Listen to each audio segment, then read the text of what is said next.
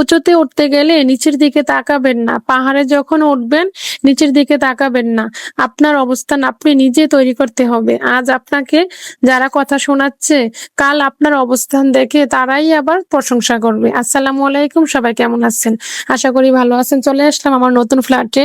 নতুন ফ্ল্যাটের ভিডিও তো আপনাদের সাথে আর শেয়ার করা হয় নাই। আপনারা দেখার পরে সবাই মাশাআল্লাহ বলবেন। আর এখানে অনেক প্রচুর পরিমাণে গরম পড়ছে। এখানে রং মিস্ত্রি ভাইয়েরা কাজ করতেছে, তো তাদের জন্য ঠান্ডা জাতীয় কিছু আনলাম আরকি। তাই আপনাদের সাথে শেয়ার করলাম। এখানে অনেক রংগুলো এগুলো সকালবেলা একবার আসছিলাম, আসার পরে এগুলো দিয়ে গেলাম, তো একবার আবার ঝাড়ুও দিছিলাম। তখন তো আর আমার ক্যামেরাম্যান ছিল না, দুঃখের বিষয়। সকাল সকাল চলে আসছিলাম, 2বার 3বারও আসতে হয়। ফ্ল্যাটের কাজ করা অনেক কষ্ট যদি হাজবেন্ড বাইরে থাকে। তারপরও আমার হাজবেন্ডের জন্য মন থেকে অনেক বেশি দোয়া ও ভালোবাসা রইলো।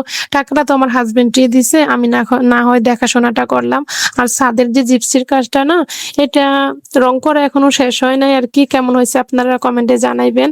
তো সবাই দেখার পরে মাশাআল্লাহ বলবেন আরকি। এইখানে আবার বারান্দার কাজটা বাকি রইছে। কারণ বাহিরে তো সাপোর্ট না দিলে রাস্তা যেহেতু পাশে, মানুষের উপরে অনেক ময়লা ধুলাবালি পড়তে পারে। তার জন্য বারান্দার কাজটা বাকি রইছে। পরে না হয় আবার শেয়ার করব আরকি। তো আপনাদের সাথে শেয়ার করলাম। তো এইখানে আবার আমি আসার পরে পার্সেল আসার কথা ছিল একটা। তো ফোন দিছিল, বললাম যে আমি তো এখানে আছি আমার ফ্ল্যাটে। তো ভাইয়াটা এখানে চলে আসলো আরকি। তাই আপনাদের সাথে শেয়ার করলাম। আজকে এতটুকুই।